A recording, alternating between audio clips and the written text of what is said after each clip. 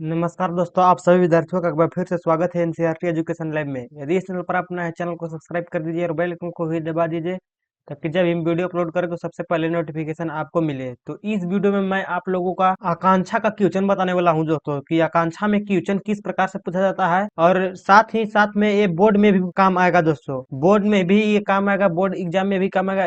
यदि आप आकांक्षा और बोर्ड एग्जाम दोनों देना चाहते हैं तो आप लोग इससे अच्छे से तैयारी कर सकते हैं। मैं आपको दावे के साथ कहता हूँ कि इससे 50% आप लोग का तैयारी हो जाएगा। तो फिजिक्स है दोस्तों, और ये पहला वीडियो है, सेट 1 है। तो चलिए वीडियो को स्टार्ट करते हैं। तो आप लोग देख सकते हैं पहला क्वेश्चन है, the curve representing Ohm's law is a, यानी कि ओम के नियम का निरूपण करने वाला वक्र है। पहला आपका ऑप्शन है रेखीय, दूसरा है कोजिया फंक्शन, और तीसरा है परवलय, और चौथा है अति परवलय। तो इसका सही ऑप्शन हो जाएगा दोस्तों ऑप्शन नंबर ए, रेखीय। अब देखिए दूसरा क्वेश्चन है, एक बंद परिपथ में वोल्टता तथा विद्युत धारा का अनुपात ऑप्शन ए है घटता है, दूसरा है बढ़ता है, ऑप्शन तीसरा है स्थिर रहता है, और ऑप्शन चौथा है परिवर्तित होता है। तो इसका कौन सा ऑप्शन होगा दोस्तों? तो इसका ऑप्शन होगा तीसरा, स्थिर रहता है। अब देखिए आप लोग के पास तीसरा क्वेश्चन है, निम्न में से कौन एक ऊर्जा स्रोत का प्रकार नहीं है? ऑप्शन ए है जनित्र, दूसरा है सौर कोशिका, और तीसरा है रियोस्टेट, और चौथा है बैटरी। तो इसका सही ऑप्शन हो जाएगा दोस्तों ऑप्शन नंबर 3, रियोस्टेट। ये एक ऊर्जा का स्रोत नहीं है दोस्तों। जनित्र से भी ऊर्जा प्राप्त होता है, सौर कोशिका से भी ऊर्जा प्राप्त होता है, जैसे कि सौर कोशिका मतलब होता है सोलर प्लेट, और तीसरा है दोस्तों बैटरी, बैटरी से भी आप लोग ऊर्जा निकालते हैं। अब है चौथा क्वेश्चन। चौथा क्वेश्चन है दोस्तों, 2 ओम, 3 ओम और 5 ओम मान के 3 प्रतिरोध को समांतर श्रेणी में जोड़ा गया है, तुल्य प्रतिरोध होगा। तो आप लोग को पता है कि समांतर श्रेणी किसे कहते हैं, और इन लोगों को समांतर श्रेणी में जोड़ने पर इन लोग का तुल्य प्रतिरोध यानी कि कुल प्रतिरोध होगा दोस्तों। ऑप्शन आप लोगों का ए है 31/30 ओम, और दूसरा है 30/31 ओम, तीसरा है 10 ओम, और चौथा है इनमें से कोई नहीं। तो इसका सही ऑप्शन हो जाएगा दोस्तों पहला, 31/30 ओम। अब पांचवा क्वेश्चन है दोस्तों कि शक्ति का इकाई क्या है, यानी कि शक्ति का एसआई मात्रक आप लोगों को बताना है। बहुत ही आसान क्वेश्चन है दोस्तों, और आप लोगों को मैं बता देना चाहता हूँ कि ऐसा ऐसा क्वेश्चन आता है, इससे भी हल्का हल्का क्वेश्चन आता है दोस्तों, बहुत हल्का हल्का क्वेश्चन आता है। थोड़ा सा आप लोग तैयारी कर लीजिए, आप लोगों को कोई नहीं रोकेगा आकांक्षा एग्जाम निकालने से। तो ऑप्शन ए है जूल, दूसरा है एम्पियर, तीसरा है वाट, और चौथा है ओम। तो शक्ति का एसआई मात्रक आप लोग को बताना है दोस्तों। तो शक्ति का एसआई मात्रक वाट होता है, ऑप्शन नंबर इसका 3 हो जाएगा। अब देखिए छठा क्वेश्चन। छठा क्वेश्चन है, विद्युत आवेश के प्रवाह की दर कहलाती है। विद्युत आवेश की प्रवाह की दर को क्या कहते हैं? विद्युत विभव कहते हैं, विद्युत प्रतिरोध कहते हैं, विद्युत धारा कहते हैं, या इनमें से कोई नहीं? तो इसका सही ऑप्शन होगा दोस्तों ऑप्शन नंबर 3, विद्युत धारा।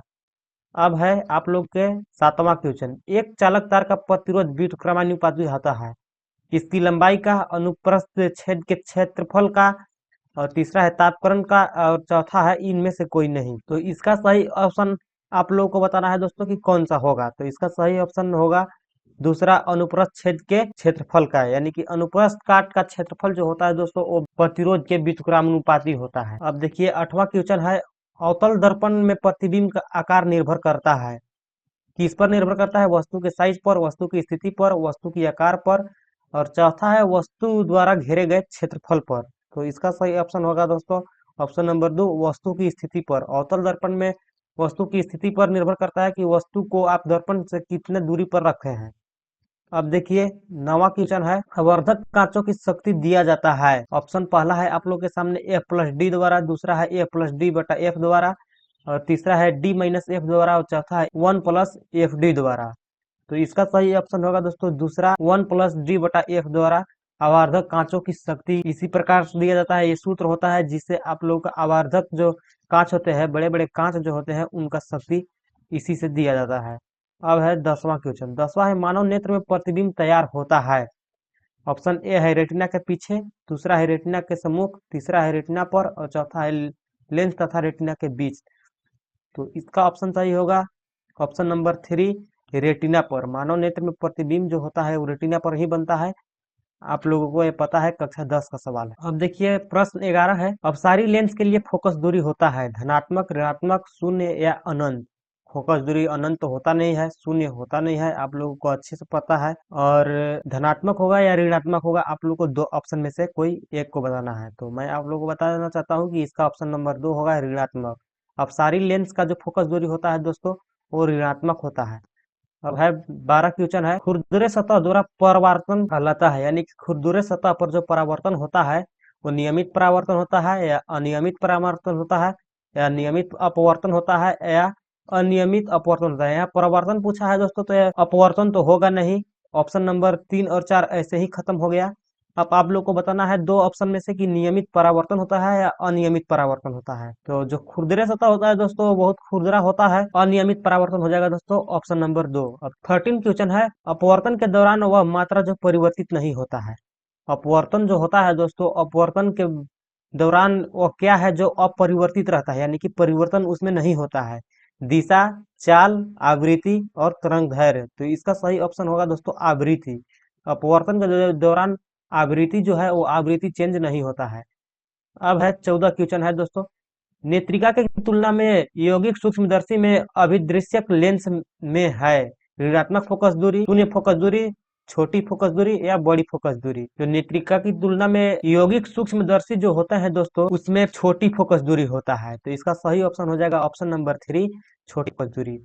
अब आप लोग के सामने है 15 क्वेश्चन। 15 में है, समकोण प्रिज्म का एक कोण होता है, यानी कि समकोण प्रिज्म का कितने कोण होता है। एक कोण आप लोग को बताना है कि समकोण त्रिभुज में एक कोण कितने डिग्री का होता है। तो ऑप्शन ए है 30 डिग्री, 45 डिग्री, 60 डिग्री और 90 डिग्री।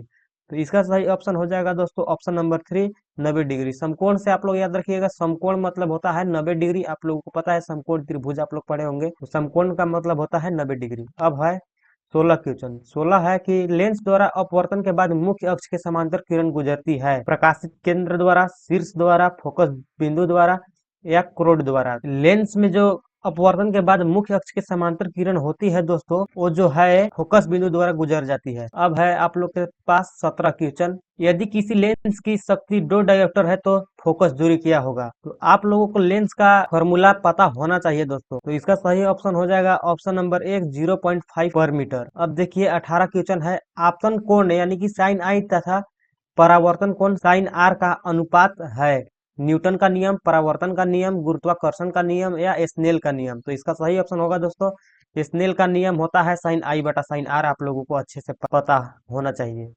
अब देखिए 19 नंबर है, इंद्रधनुष तैयार होता है जब सूर्य प्रकाश परिवर्तित होता है। किससे होता है? जब कोहरा से होता है, लाखों वर्षा बिंदुओं से होता है, या बादल से होता है, या कुहासा से होता है। तो इसका सही ऑप्शन होगा दोस्तों जब सूर्य का प्रकाश लाखों वर्षा बिंदुओं से जब परिवर्तित होता है तो इंद्रधनुष तैयार होता है।